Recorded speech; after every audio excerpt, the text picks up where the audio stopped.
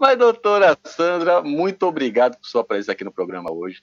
Aliás, quero agradecer o Duda do Churros, que, de certa forma, contribuiu muito para esse encontro nosso aqui nesse momento, para falar sobre diabetes. E rapaz, uma situação que muita gente diz, se fala muito em diabetes já, muda o tema.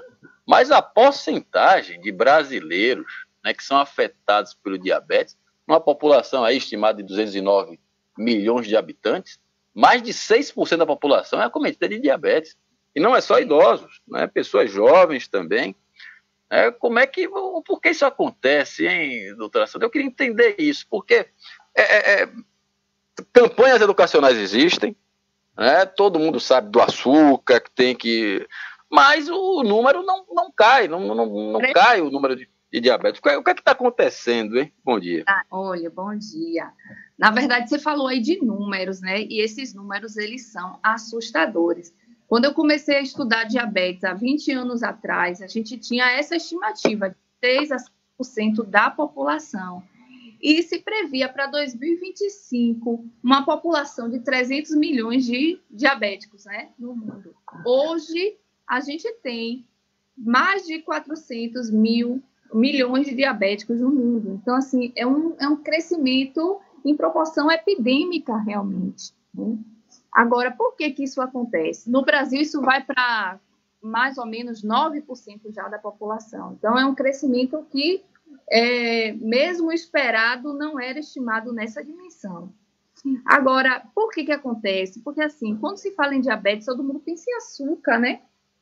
Fala em açúcar, poxa, eu já sei que não devo, tenho que evitar açúcar e tal. Mas envolve muito mais, né? Envolve o estilo de vida. Hoje, com a obesidade, a gente tem visto o crescimento do diabetes crescendo, né, em paralelo com a prevalência mesmo da obesidade, e vem se tornando cada vez mais cedo, né? A gente tinha a população de risco do diabetes, tem ainda, para pessoas com mais de 40 anos. Hoje, é cada vez mais frequente a gente pegar jovens, né, já desenvolvendo, crianças desenvolvendo o diabetes. E não estou falando do diabetes tipo 1, que é aquele diabetes próprio da infância, mas o diabetes mesmo do adulto já está se manifestando em crianças, pelo tipo de alimentação que a gente tem, né? Não se falando só em açúcar, mas em gorduras saturadas que levam à obesidade, aquele alimento ultraprocessado, industrializado, pobre em fibra, e também os hábitos sedentários que hoje a gente tem, né? Se movimenta muito pouco, o trabalho é muito mais mental, né? E é difícil, muitas vezes, a gente não precisa daquele momento do dia. Então, o sedentarismo também contribui para o diabetes. Com certeza, com certeza. O diabetes, ele tem essas duas bases, alimentar e exercício. Passa por aí, com certeza. É isso. Muita gente fala, doutor, dessa questão das crianças hoje em dia. Antigamente não tinha esse negócio de videogame, de computador, de celular. Aliás, até o videogame está entrando em desuso. É celular mesmo, né? Os meninos já com 2, 3 anos, todo mundo de celular na mão, entendeu? Não joga mais bola, não joga mais um queimado, não brinca de gude, não faz uma atividade física, resultado, né? O número de crianças com diabetes é terrível, né? Com certeza mudou muito. Hoje a gente tem esse aumento do diabetes numa população como a nossa, que teve uma infância diferente. Imagine só como será nas próximas gerações, né? Esse número aí ainda tende a crescer mais, porque os hábitos estão se tornando cada vez mais sedentários mesmo. E qual seria, doutora Sandra, porque para os pais é muito complicado, né? Porque hoje em dia, esse negócio da insegurança pública, muitos pais querem os filhos dentro de casa, pertinho deles. Toma aí o celular, fica aí no sofá, não deixa mais o menino ir para a rua, não deixa mais o menino ir, né, brincar com outras crianças, né? Enfim, aquela coisa toda. Tem muitas restrições nesse sentido. E como é que o pai e a mãe podem fazer como é que pode dizer... Esse meio termo, né, entre a prevenção à diabetes para a criança, né, no caso, contribuindo para que, incentivando para que ela possa ter alguma atividade física que realmente faça ela, né, se movimentar e dar uma segurança para essa criança ao mesmo tempo, né, para ficar na tranquilidade. É uma questão bem difícil, né? É. Mas, assim, eu sempre falo que o primeiro passo é dar o exemplo. Então, se você é sedentário, como é que você vai estar incentivando o seu filho? Então, a primeira coisa, a família tem que dar o exemplo, né? Ter hábitos saudáveis para conseguir incluir aquela criança ali naquele hábito, né? Fazer caminhada, pegar uma bicicleta. É difícil essa questão quanto vai liberar essa criança, né, por conta dos riscos e tudo, mas eu acho que tem como, dentro da família, a gente introduzir, sim, esses hábitos. A senhora recebe muitos casos de diabetes no consultório da senhora, doutora Sandra? Sim. No diabetes, no consultório, vamos dizer que é 80%, né? E, assim, você falou da informação, do tema, diabetes, mas o que a gente percebe é que, mesmo tão prevalente, as pessoas ainda estão muito sem informação, né? Na verdade, você tem esse acesso da internet, mas é bem difícil você, dentro da internet, captar o que é certo, o que é mito, o que é verdade, o que se enquadra para o seu perfil. Tivemos uma queda aí no sinal. No sinal, tivemos uma queda no sinal. Pronto, voltou, doutora Sandra, pode falar. Muito paciente chega no consultório sem saber o que tem. Doutora, eu tenho açúcar alto. Explica, como é? A pessoa que já tem diabetes há anos, 2, 3, até 5 anos de diabetes, e não sabe ainda, não tem essa informação, essa propriedade de que tem a doença, porque só você tendo a consciência da doença, você vai poder tratar como deve, né? E fazer acompanhamento. Então, essa falta de informação tem sido muito evidente no consultório. E aí, no caso, pelo que a senhora fala no caso, a falta de um acompanhamento, né, das pessoas irem regularmente ao médico para fazer aquele famoso check-up, né, faz com que quando ela chegue, para a senhora que já é uma especialista na área, já sentindo os sintomas, já está já com o diabetes já numa situação até um pouco mais elevada do que, né, inicialmente poderia ser tratado, não é isso? Exatamente. A questão do diabetes, acho que qualquer patologia, mas o diabetes, isso já foi bem estudado, bem comprovado, que os primeiros anos de doença vão definir todo o resto da evolução. Então, quanto antes esse diagnóstico acontecer, melhor, maiores chances a gente vai ter para controlar esses níveis glicêmicos para o resto da vida. Então, hoje a gente tem critérios de diagnósticos justamente para pegar a patologia ali bem do início, que é quando a gente pode ter, não vai ter a cura da doença, mas pode ter o total controle da patologia e o controle também de suas complicações. Os primeiros sintomas, doutora Sandra, do diabetes, como é, por exemplo, eu estou aqui normal, então, quais são os primeiros sintomas? Você tinha uma dorzinha de cabeça, né? Como é que eu posso, assim, desconfiar que pode ser o diabetes? Então, olha, existem sintomas clássicos do diabetes, que são excesso de fome, assim, você sente fome toda hora, você come e não fica satisfeito, quer comer toda hora. O excesso de sede, excesso de urina em grande quantidade, várias vezes ao dia. E também a perda de peso. Só que esses sintomas, eles muitas vezes, a maioria das vezes, eles não vão acontecer no início da patologia.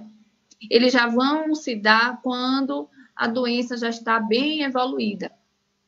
Então, claro, é interessante, é importante saber da existência desses sintomas. Se você está sentindo alguma coisa, uma perda de peso súbita, né? Esses sintomas aí estão gritantes, deve recorrer ao médico para investigar. Mas, no diabetes, a gente tem que ficar atento mesmo antes de ter qualquer sintoma.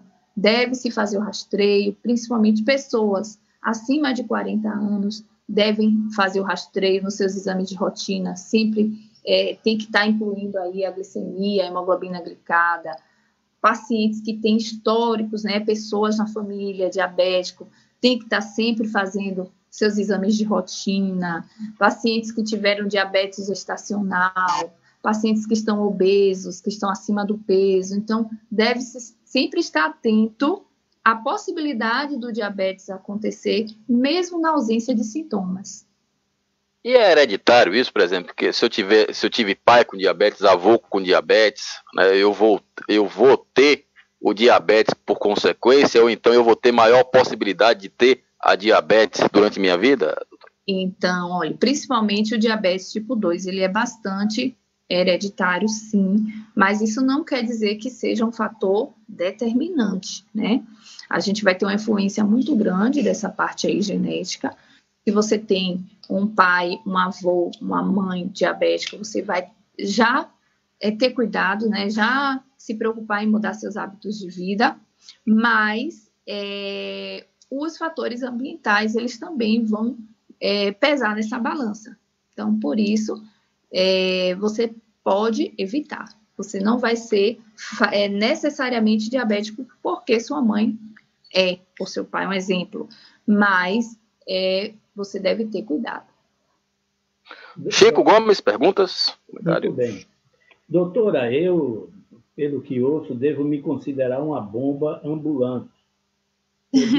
Sou diabético, sou hipertenso e tenho uma barriga proeminente. Né? Isso aí até eu ultimamente estou tendo, viu, Chico? Pois é.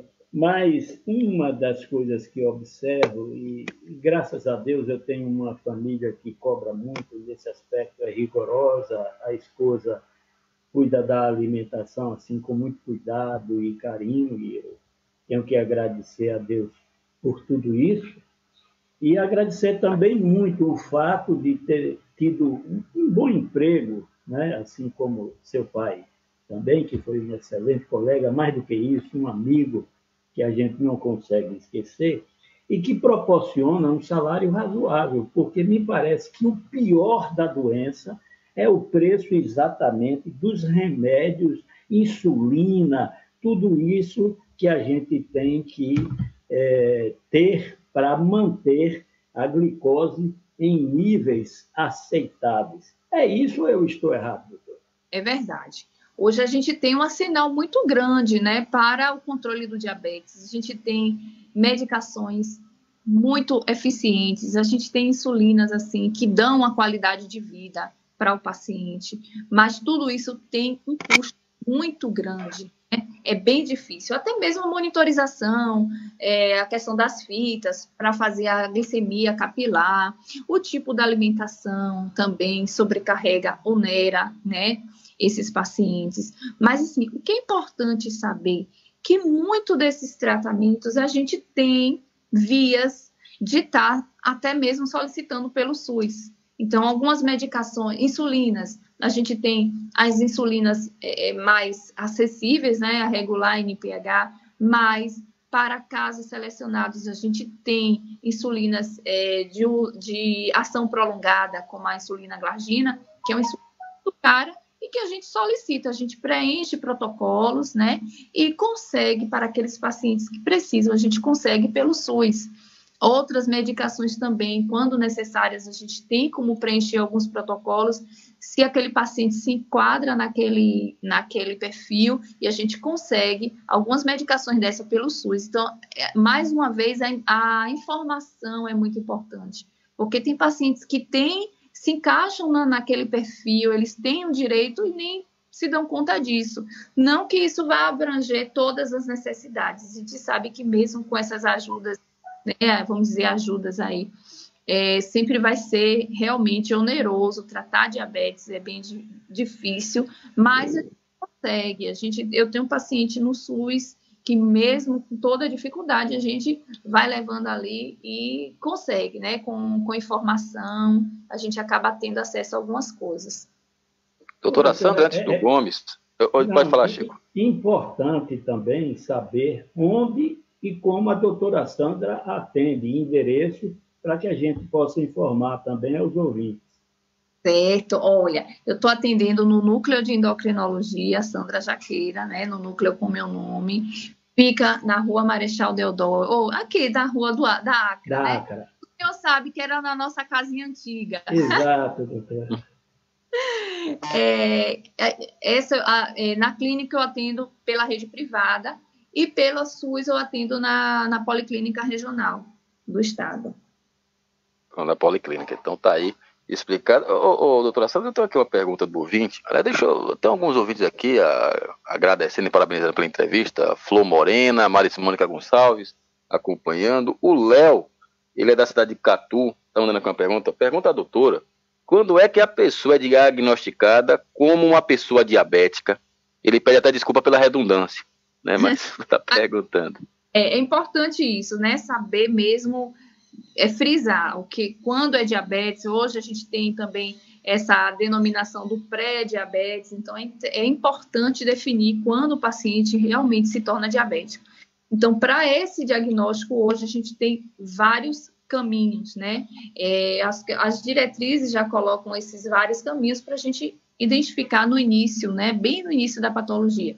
Então, por exemplo, se é um paciente que tem uma glicemia de jejum maior que 126, em mais de uma ocasião, a gente fecha o diagnóstico. Se é um paciente que tem uma hemoglobina glicada de 6,5 para cima, em mais de uma ocasião, então esses exames sempre precisam ser confirmados. Então, deu uma alteração, a gente precisa confirmar. Então, a 6,5 mais de uma vez é diabético. Outro caminho para diagnosticar é o teste de tolerância à glicose, que é aquele teste que o paciente toma um açúcar, uma carga de glicose no laboratório, e aí, dependendo dos níveis, a gente fecha. Então, se depois da carga de glicose ele apresentar uma glicemia maior que 200, fechamos também como diabetes. Ou, se é um paciente que faz uma glicemia ao acaso, maior que 200, e confirma esse valor, a gente também fecha. Ou pacientes que tenham sintomas, aqueles sintomas que a gente falou, né, da perda de peso, polifagia, então, muita fome, muita sede, muita urina, e você faz a glicemia e dá maior que 200, a gente também fecha o diagnóstico de diabetes. Então, são vários caminhos aí para a gente fechar. Deixa eu mandar um abraço aqui também para a Antônia, está acompanhando aqui a entrevista. Antônia, dona Nancy da Glória, Fernando Maia Jorge, a dona Sueli, dona Justina também, mandando um abraço, está acompanhando a entrevista. O Valtinho, Walter Alves, o Jean Alves, Júnior do Petrolar, mas muita gente, o Raimundo Nonato Alves também acompanhando. Gomes pergunta. Libera o áudio do Gomes aí, Renato.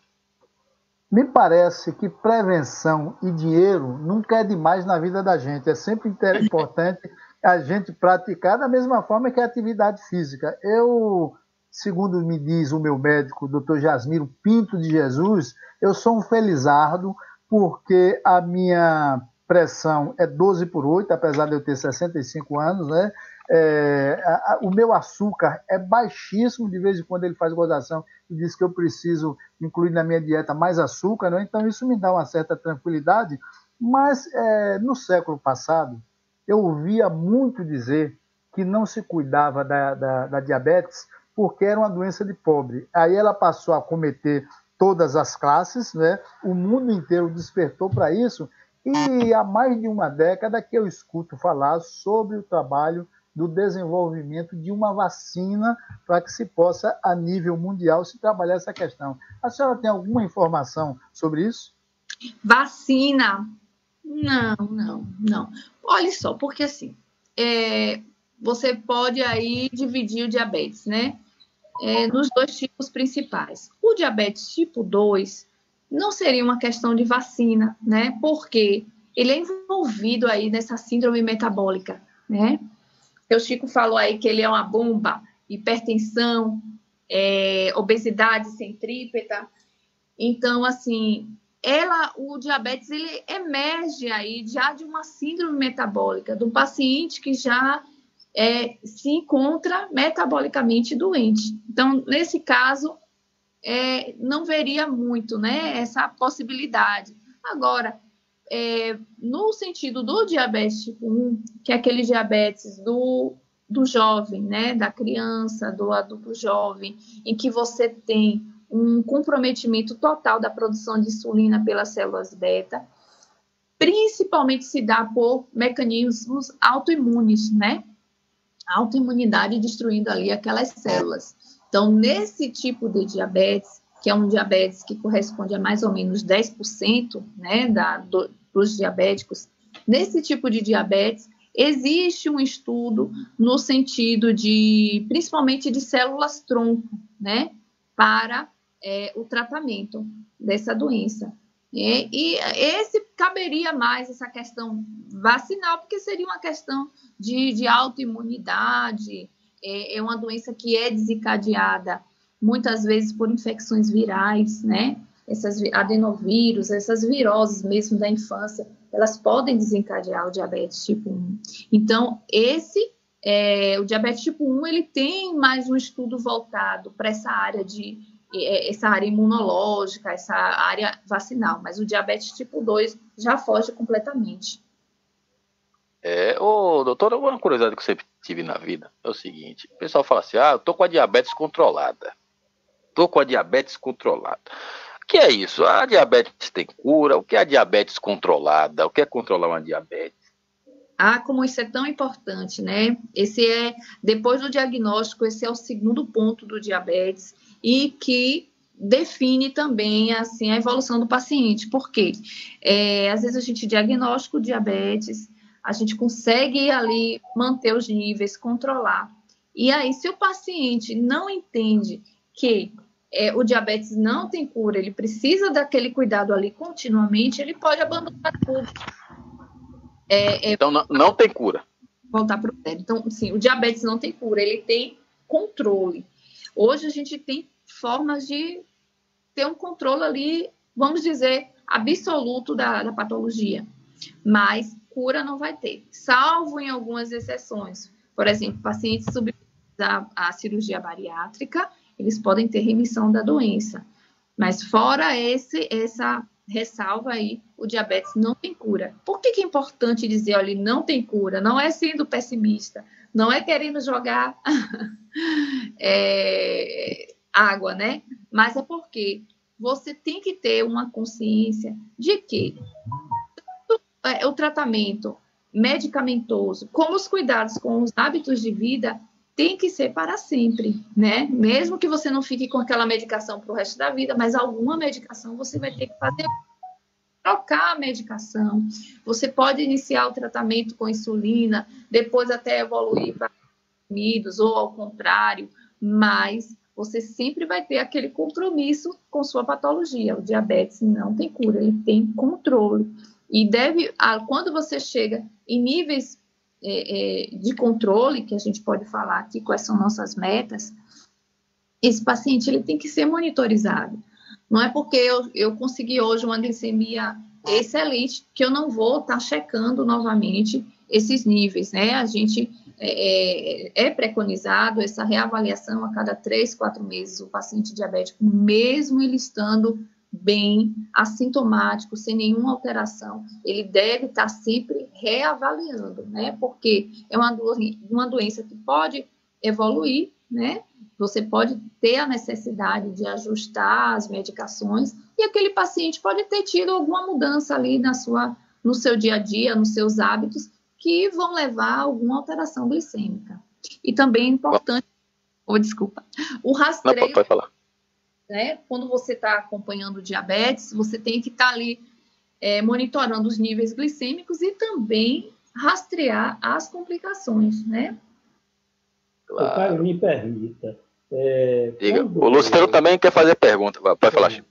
Quando eu iniciei esse processo, tratamento, tentativa de controle e tal, etc., a informação que mais me chocou é que a diabetes levava a cegueira, doença cardíaca, acidente vascular cerebral, insuficiência renal e até mesmo a demência.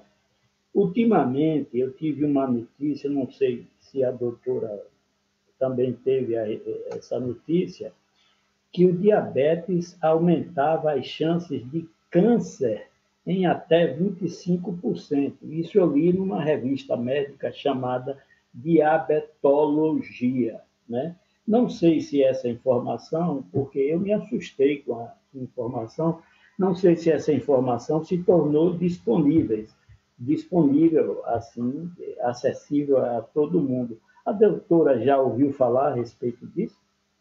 Olha só, essa porcentagem aí, 25, eu achei, né, um valor bem alto. Eu vou checar isso, viu, Chico? Mas, assim, a gente tem um diabetes associado à síndrome metabólica e nessa questão, a obesidade, ela tem essa relação direta, né, com muitos tipos de câncer, né? Estima-se que entre 20 a 30 tipos de cânceres tenha esse aumento com a obesidade.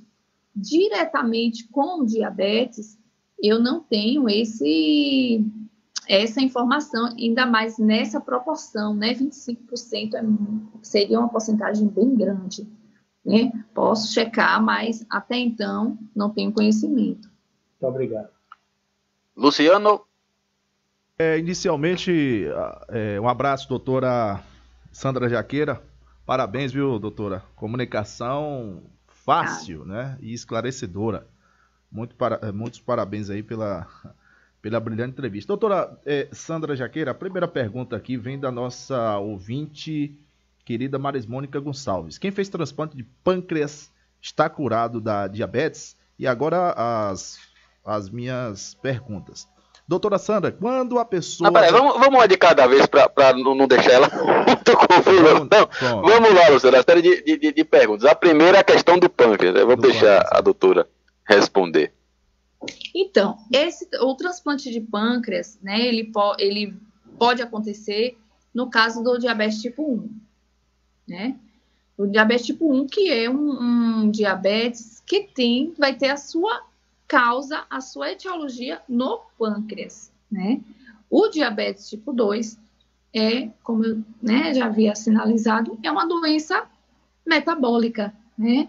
Então, hoje já se vê o diabetes tipo 2 como uma doença mesmo cardiovascular, e que aquela glicemia que a gente pensava antes ser a origem do problema seria apenas um indicador de que o seu metabolismo está doente.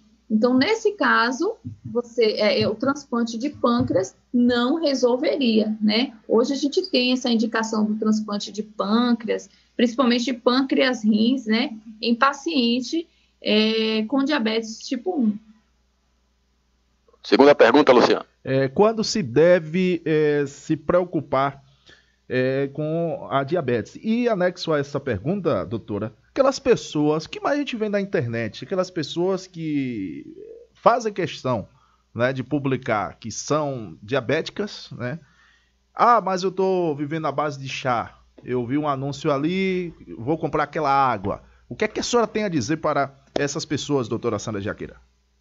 Então, olha, infelizmente, a gente teve, semana passada, né, uma notícia de uma mulher que faleceu após usar esses tais, né, para emagrecimento. No caso dela, foi para emagrecimento. Então, ela teve uma hepatite fulminante, chegou a tentar aí o transplante hepático, mas não deu certo, ela veio a óbito. Então, essas notícias deixam a gente muito tristes, né, e bastante preocupados. Então, não é reconhecido nenhum tipo de chá para tratamento do diabetes, né?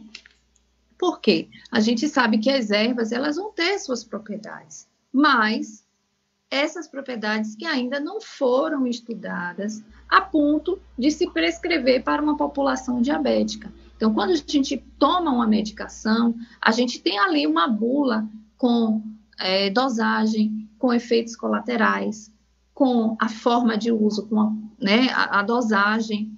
Então, assim, quando você toma um chá, você está tomando ali o desconhecido.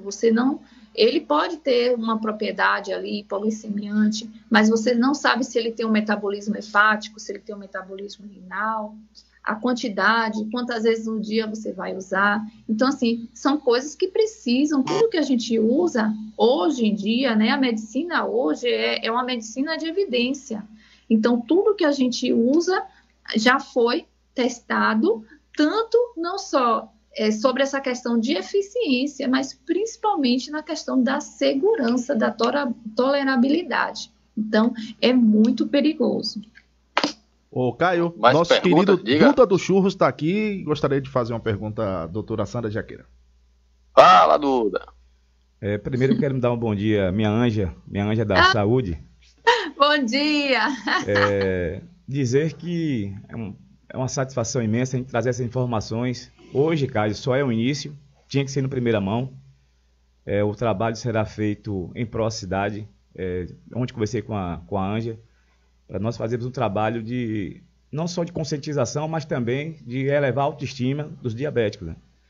Eu passei um período, eu posso dizer que 2 pessoas têm uma importância extrema na minha autoestima. Num período muito difícil que eu passei durante o ano passado. Foi a minha esposa, a esposa Viviane, e a doutora Sandra, em devolver minha autoestima.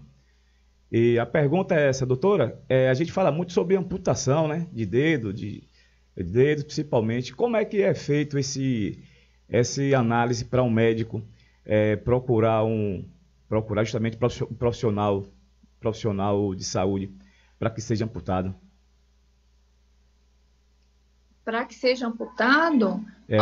Como é que faz a avaliação, no caso? Por exemplo, o paciente tem algum tipo de acidente, né? Tem algum tipo de acidente, cortam a perna e tal. Como é que é feita a avaliação? Dizer, vai ter que amputar. Não é porque isso acontece. Então, assim, o diabético, ele tem essa propensão, né, pela ação de açúcar ali dos vasos e também nos nervos, né? Ele tem aquela questão da sensibilidade, né, que ele perde a sensibilidade, ele pode perder a sensibilidade das extremidades, né, e com isso ele pode ter ferimentos e até não se dar conta, né, e quando vão perceber, eles podem ter uma ferida ali no estágio já avançado. Agora, essa avaliação, ela deve ser feita pelo angiologista, né, pelo cirurgião vascular, é o profissional que nesses casos, né, a gente encaminha, né? Claro que vendo um diabético com uma ferida, a gente deve tratar, já iniciar uma antibiótico terapia, investigar, fazer um raio-x, ver se essa infecção está atingindo, né, a parte óssea, mas com certeza o angiologista, o cirurgião vascular é que vai avaliar, né, e ver qual vai ser o tratamento necessário nesses casos. Se amputação, não. Respondido. Duda, Luciano, Gomes, Chico, alguma pergunta a mais? Ô, Caio, Diga. já que a doutora Sandra Jaqueira tocou nesse assunto, porque o que mais a gente ouve, por exemplo, o que mais a gente ouve de pessoas idosas, né, é o seguinte: olha, você sofreu um ferimento, por exemplo, há muitos anos, eu pisei num prego. E aí, cara, meu pé demorou. Menino traquino. Vale. Meu pé demorou de cicatrizar. E aí o que mais eu ouvi, tem que tomar cuidado com isso aí, que de repente pode ser um diabetes. Só que na época eu passei por uma bateria de exames e o açúcar estava normal. Ô, doutora, a pessoa sofre um ferimento e nesse ferimento demora de cicatrizar. É um indicativo de que essa pessoa pode já estar com a patologia? É sempre bom. Então, assim, sempre bom investigar. Então, pessoa que teve um ferimento, ele está demorando, é bom investigar, né? Não custa nada medir glicemia para ver. Claro que tem outros fatores que podem interferir na cicatrização de uma ferida. Pacientes que têm já problemas circulatórios, né? Podem ter aqueles problemas de úlceras crônicas e tal. Mas se você tem um ferimento que não cicatriza, é bom investigar sempre a glicemia, ver como é que está. Agora, o que acontece muito, alguns pacientes dizem assim: doutora, eu tenho certeza que eu não tenho diabetes, porque sempre que eu tenho um ferimento, ele cicatriza muito rápido. Então, esse pensamento que não é correto. Você pode ter um diabetes e não ter comprometimento ainda na cicatrização. Então, você não pode ter essa certeza por conta disso. Então, está atento, né, para essa questão aí. Eu tenho os ouvintes aqui, doutora Sandra, pedindo o contato da senhora, para entrar em contato. Bom, Tem número de contato? tenho sim. Tem um telefone do núcleo, né, que é 3033-0443. E também pelo zap 98814-3801. Pronto. Repita, por favor. 3033-0443 e o 98814-3801. Pronto. DDD 75. 75. Ô, Chico, o pessoal tá mandando aqui a mensagem. É a Fernanda. Tá dizendo aqui, estamos na escuta. Abração para Sandra e o amigo Chico Reis, de Fernando, Marisete, Fernanda e Ângela Jaqueira. Fernando e Marisete são os pais, queridos amigos, ilustres amigos. Que bom, que bom. Oh, gente, que maravilha, que coisa gostosa. Rapaz, o programa ele nos dá essas situações aqui no programa. Tem mais pergunta aqui do ouvinte. Quem é? A dona Nalva tá mandando aqui uma pergunta. Ela diz o seguinte, ela adora ouvir o programa, né? É uma ouvinte assídua. Ela pede para perguntar à doutora se todo diabético pode ficar cego. Ela diz que conhece uma pessoa que perdeu a visão aos 40 por causa do diabetes. Então, a possibilidade existe. Não que todo diabético vá se tornar cego, de forma nenhuma. Então, quando a gente fala de tratamento de diabetes, de monitorização do diabetes, é justamente para evitar essas complicações, né?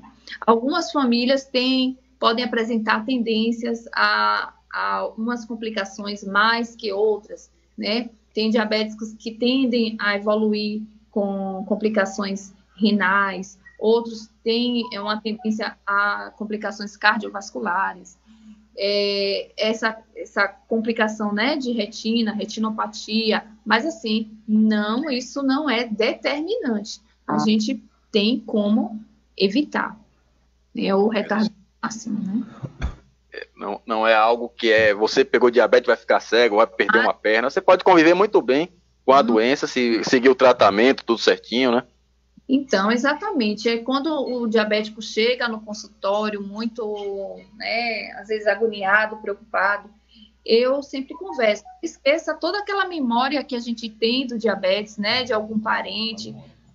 Acho que todo mundo conheceu, né, ou conhece algum diabético anteriormente, quando o tratamento era diferente, né? Antes você tinha um diagnóstico muito tardio, né?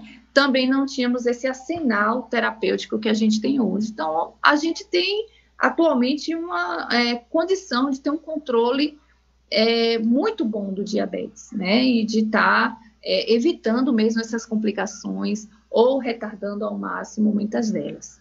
Doutora Sandra, um diabético, ele não pode comer nenhuma quantidade de doce, por exemplo, churros.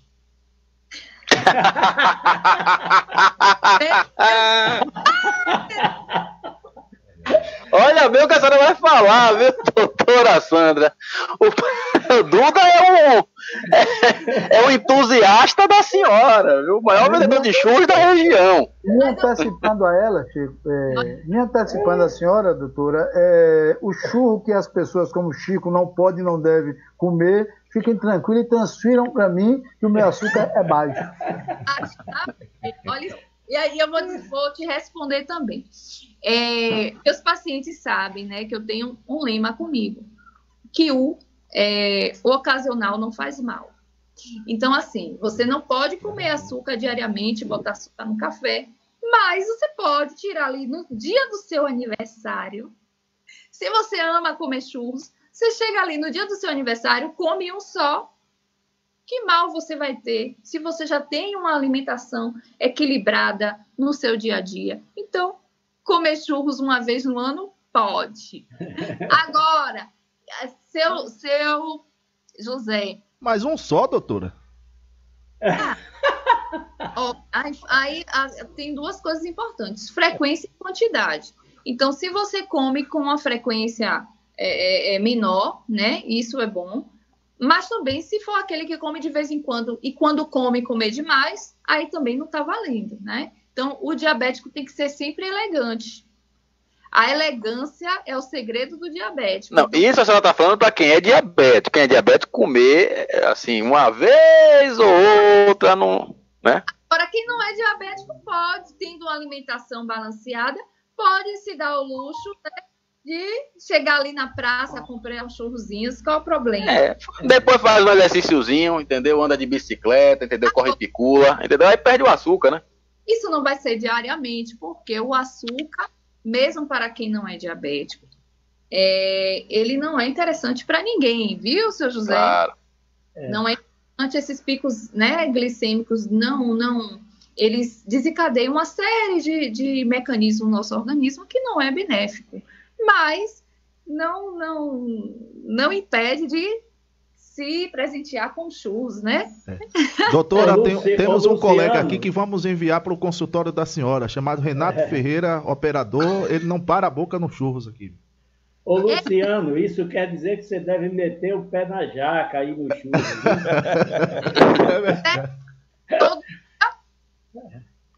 Tá liberado, tá liberado. Deixa eu mandar aqui um abraço para Thaís, tá agradecendo pela entrevista, muito esclarecedora, parabenizando. O Idelbrando Teixeira, mandando um bom dia. Kaisla Jesus, tá aqui também, acompanhando o programa. Maria Elizabeth Batista, mandando um bom dia para a bancada. Estamos nos informando com a doutora Sandra Jaqueira, e que, por sinal, muito esclarecedora. Parabéns a todos. Muito obrigado aos ouvintes que nos acompanharam até aqui, ficando bem informado.